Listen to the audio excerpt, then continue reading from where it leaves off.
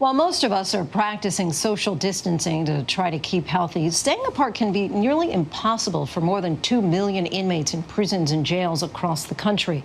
Over 2,600 inmates and almost 3,000 staff members of prisons and jails nationwide have now contracted COVID-19, according to researchers at UCLA. The concern is those working inside these facilities could spread it on the outside.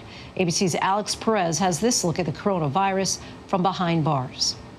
While the outside world urges residents to stay home and practice social distancing, the inside world of overpopulated prison systems across the country struggling to stem the spread of COVID-19 among inmates and staff.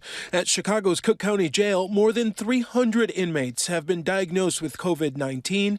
At least 3 have already died. Inmates posting this sign on a cell: "Help, we matter too." This is a dormitory. Using contraband cell phones, inmates pleading for help in Alabama. Help for the overcrowding, help for sanitary purposes.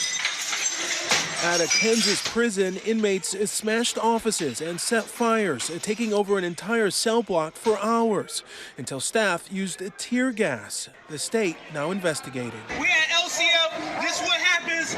And in Louisiana, the ACLU has filed a lawsuit for the release of hundreds of vulnerable prisoners after at least 6 died there. Marianne Lemke worries about her fiancé, Daniel Rodriguez. He served 6 years of his 8-year sentence in Connecticut. He has parole coming up no matter what, and I've reached out to the governor, I've reached out to the commissioner of corrections. Her biggest fear? That he could be infected. I believe there's 4 levels. He's on the 3rd level, 1 being the lowest. So heart conditions that he has already gives him palpitations. In legal filings responding to an ACLU lawsuit, state officials wrote that Rodriguez is, quote, not medically eligible for release despite a heart condition. The outbreak behind bars, critics say, further complicated by unsanitary conditions, restricted access to soap and water, and the fact that social distancing in prisons and jails is often impossible. The aisle is too small. It is way, way too small.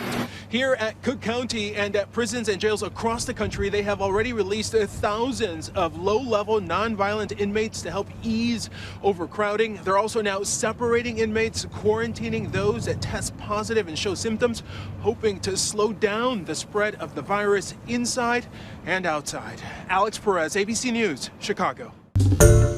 Hi everyone, George Stephanopoulos here. Thanks for checking out the ABC News YouTube channel. If you'd like to get more videos, show highlights, and watch live event coverage, click on the right over here to subscribe to our channel, and don't forget to download the ABC News app for breaking news alerts. Thanks for watching.